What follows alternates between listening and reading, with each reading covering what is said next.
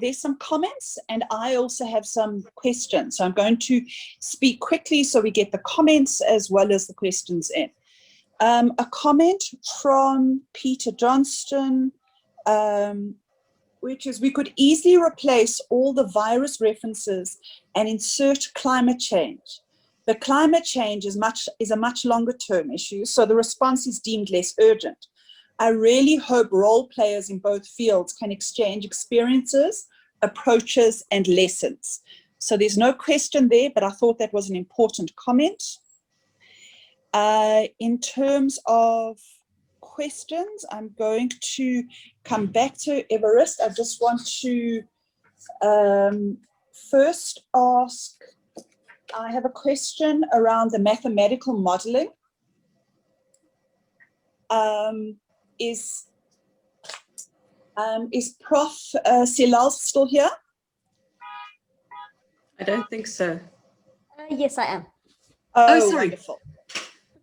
Wonderful. It's a combined question. It is, what was government used to relying on mathematical modeling? Was it something that they'd used before, or was it something new?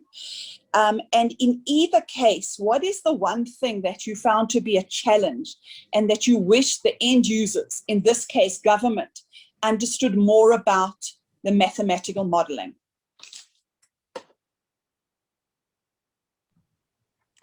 Thanks. Would you like me to respond now? Yes, please. Sure. So the answer to the first question is, it was most certainly not a new experience for our South African government. Many of us have worked with the South African government with models for the HIV pandemic, during the malaria investment case, and so forth. So, in fact, it was government itself that had formed the modeling consortium and reached out to us to help support the response. So it was definitely not a new experience. Second question, perhaps I would need to think more deeply about it, but if I were to give an answer immediately, let's see. I think it was actually a very positive experience. I personally have worked with many governments around the world when it comes to malaria modeling and other diseases. And even with COVID, I worked not just with South Africa, but other governments as well. And I have always found that our South African government has been open to science and has treated the science responsibly. In some of my other experiences, people look to the models and what the solutions that they provide, or projections that they make as the answer, the thing to do, and will blindly follow whatever a model says. Whereas I found it extremely reassuring that our government would say, thank you for telling us what you have. Your modeling is but one body of evidence that supports decision making. And so it would never just be because our model said this, therefore we are doing that. The models formed one part of the solution, but then there would be consultation to other departments in government in order to come to a final conclusion.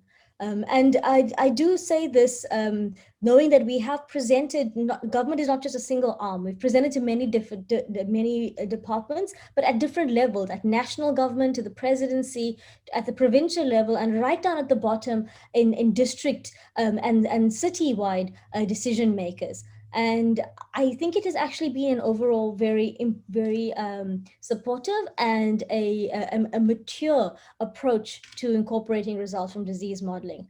And so I'm not just saying this as a so in terms of just promoting the use of our outputs, but actually because my experience in working with South Africa compared to the other 20 plus countries that I've worked with has been that we have decision makers who are very receptive and responsible with science. Thank you.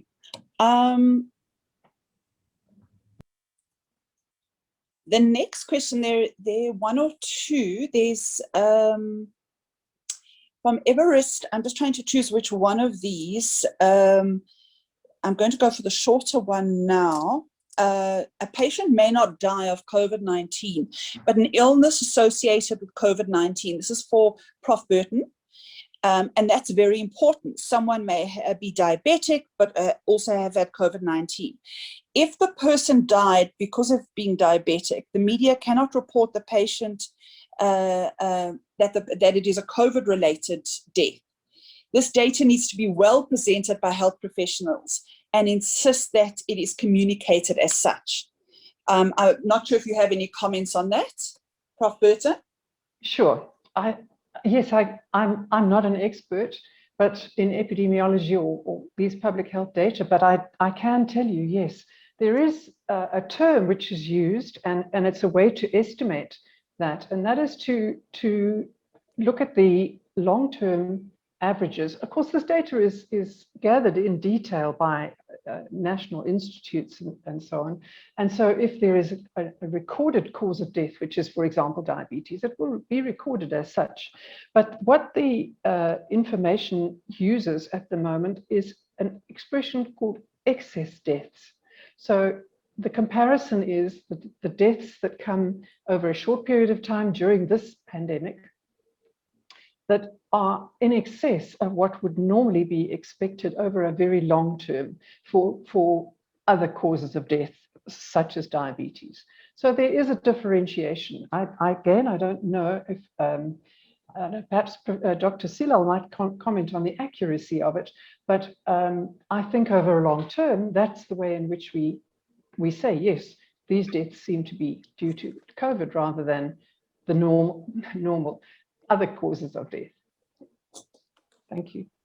Thank you. There's another question.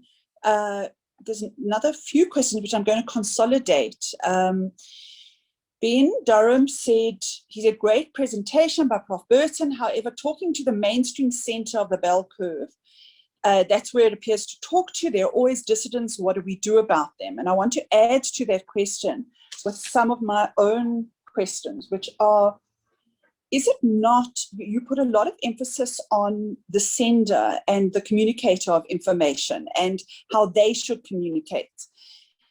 Is there not an important role to play in terms of educating people on how to discern information and how to identify facts? For example, the africacheck.org has excellent and very clear instructions on how to identify what is misinformation, disinformation, and how to get facts in a manner, how to be clear where you're getting your information from. And then there's also the notion of accessibility in language and plain language that can come from the sender's perspective, that can be used to ensure that the messages are clear.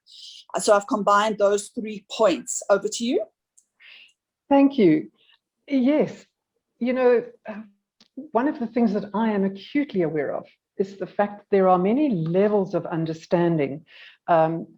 People with different levels of education, people with different levels of access to the information and understanding of that information.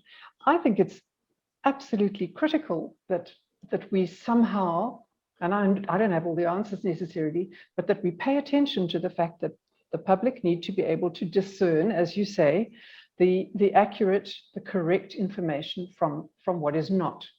I don't think there's much we can do other than use evidence, provide data, make it clear, and make it understood where that information is coming from. It's that trust. It's building a trust where the members of the public at all levels, in all different kinds of communities, all sectors of the community, are able to trust what is being said and not be confused by perhaps too much detailed information. But whatever is put out there needs to have the stamp of correctness and integrity, I guess, credibility.